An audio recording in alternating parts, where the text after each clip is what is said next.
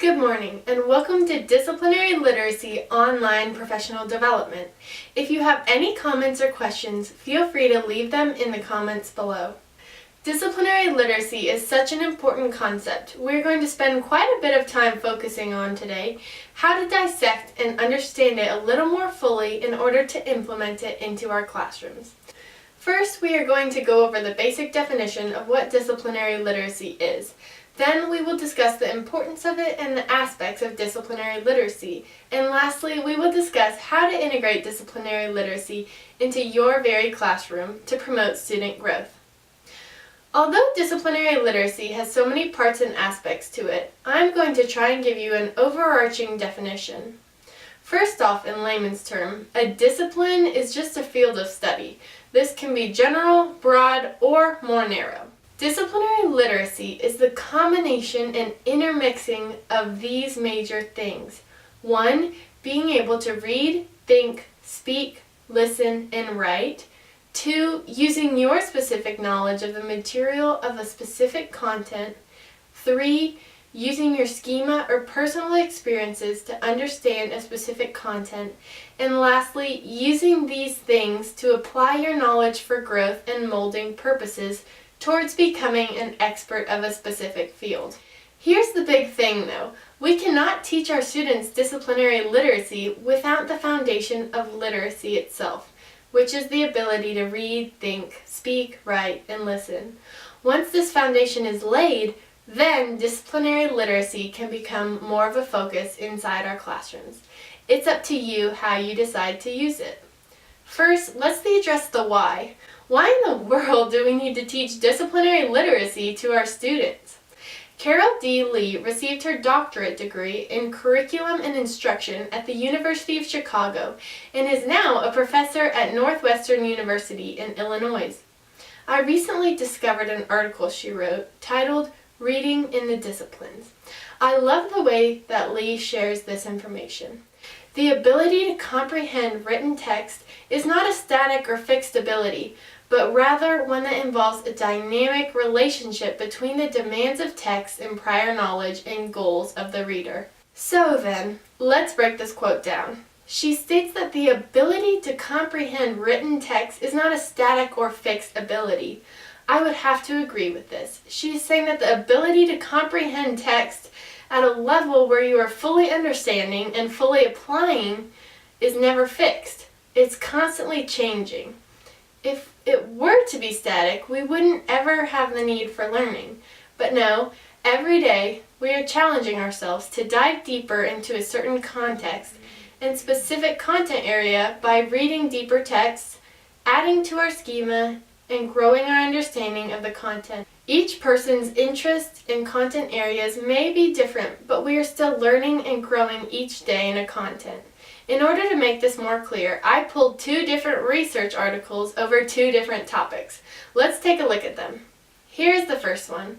I want you to read through and see if you can understand it.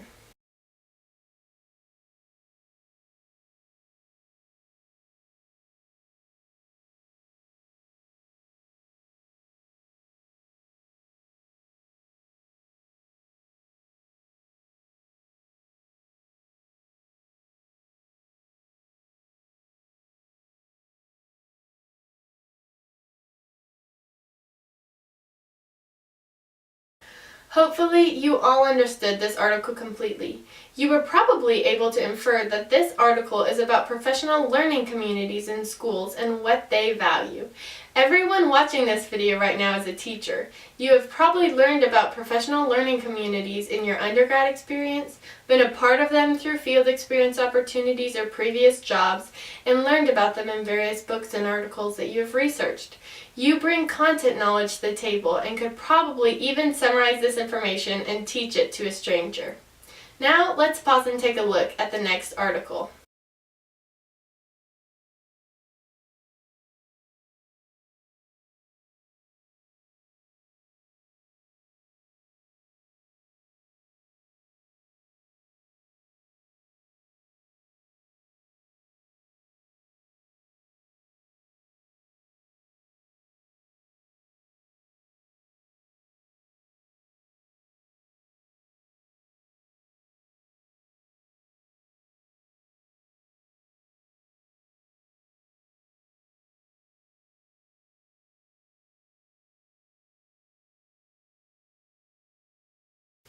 This article, I'm guessing, you are a little more unaware of the information presented in it. Before I read the abstract of this article, I had absolutely no idea what the excerpt was about. Although I know a lot about teaching, on the other hand, have absolutely no idea about network connectivity in our brains when they are resting.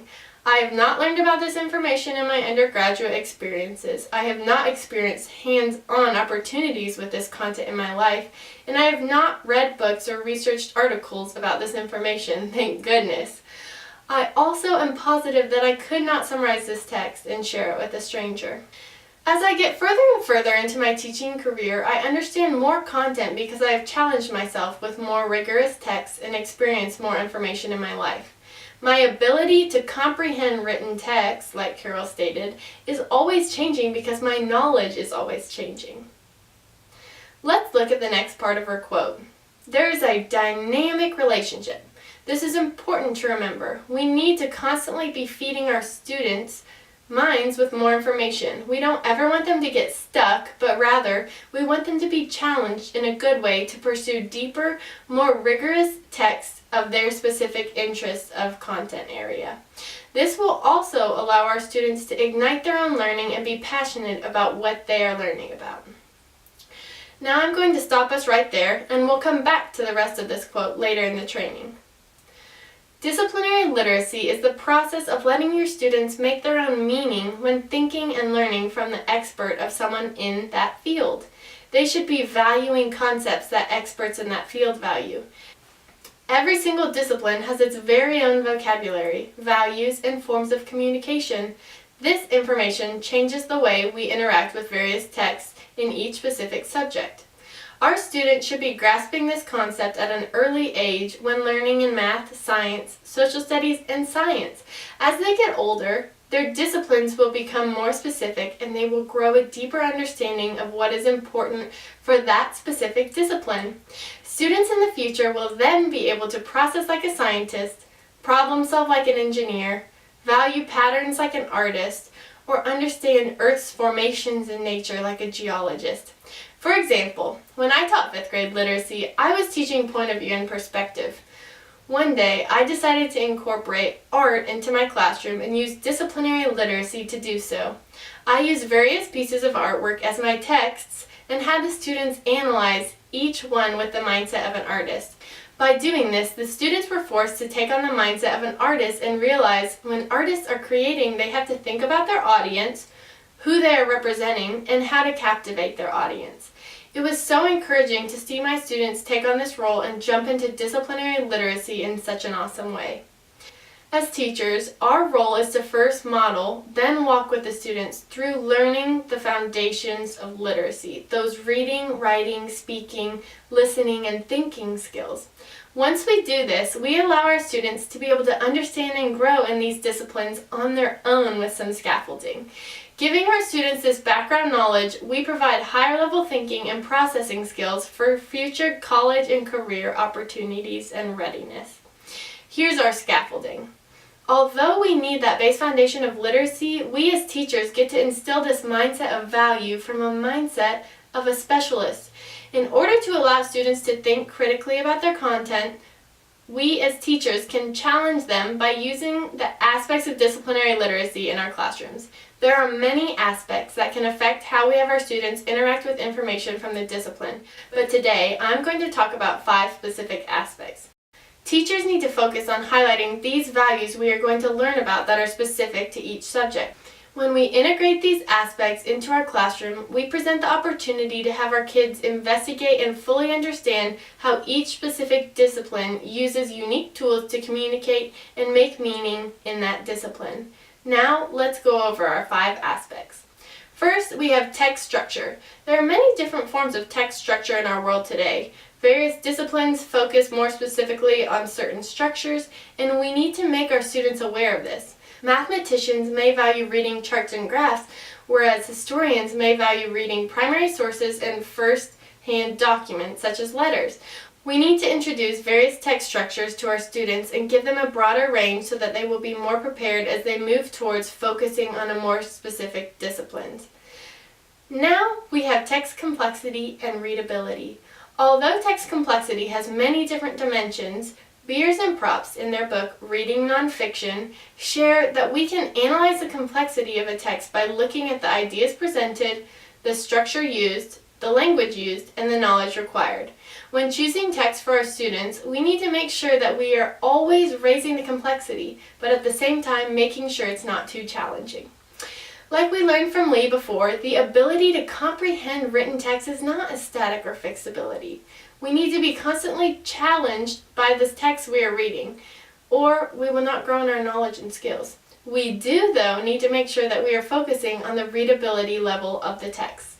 This is where there will need to be differentiation in the classroom, depending on the student's readiness level. Another aspect of disciplinary literacy is domain-specific vocabulary. You may also know this as Tier 3 vocabulary. Unless we prepare our students with domain-specific vocabulary, they will be lacking in their ability to fully understand a text. There are so many strategies to introduce new domain-specific vocabulary. One strategy you could use in your classroom is called possible sentences. Visuals and hands-on experiences are also great opportunities to share these domain-specific vocabulary with your students. The next aspect is rigor and relevance. Although I tied these together, they are two very different things. It is important to understand that relevance is so different than interest. We want text to be relevant for our students so that they matter to them and impact their futures. Relevant texts are not fleeting, but instead will keep your students' attention. Relevance will cause your students to persevere when the text gets difficult. Rigor, on the other hand, is not found by making a text harder for a student to read, but making sure that the student is engaged and fully focused on a text. Beers and Props say that if we are lazy with every work of fiction we read, our intellectual growth may be stunted. We don't want this to happen with our students. We want them to constantly be learning more and more in various disciplines. Lastly, we have content knowledge. We want to get our students excited about the content of a discipline, whether that be taking them out into the real world to see a museum where artists' work resides, or allowing experts of a field to come speak inside your classroom. Your students will be more engaged when you provide them with schema and content knowledge of certain subjects. Like I said before, these 5 aspects are used in order to be able to communicate and share knowledge of content in a specific discipline. These 5 aspects of disciplinary literacy are simple ways in how you can use and integrate disciplinary literacy into your classroom and create 21st century thinkers ready to conquer various disciplines and fully understand how to start to become an expert in any specific field. Going back to the Carol D. Lee quote that I first shared, the ability to comprehend written text is not a static or fixed ability, but rather one that involves a dynamic relationship between the demands of text and prior knowledge and goals of the reader. How do we promote this dynamic relationship in our democratic classrooms? Our goal as teachers and our role is to be guides in order to help support student growth. We start the students on a journey by giving them their tools needed for success. Literacy tools like the essential reading, writing, speaking, thinking, and listening. Then we use these aspects of disciplinary literacy to guide them along the first part of their journey. We focus on different discipline-specific skills in the classroom, use cross-cutting concepts to make connections between disciplines, and highlight the major differences we see for our students. We challenge our students to be amateur experts in literacy, in science, in social studies, and in math, in grade school. In high school, we get to cultivate a love for their own passions and finding their own disciplines they're interested in. And finally, we send them off into the real world so that they may grow in their knowledge of a specific discipline, whether it be a career path or a side hobby. But we have prepared them. Through these skills and understandings, we as their supporters have taught them, whether they be historians, meteorologists, artists, waitresses, or coaches, they will be processing literacy. We have taught them how to consume and present their findings of new information and advances to the real world that surrounds them. Now this, teachers, is our job. Thank you so much for listening today. If you are interested in more information on how to integrate disciplinary literacy into your classroom, I have left a link below for some more domain-specific disciplinary literacy resources. Thank you so much.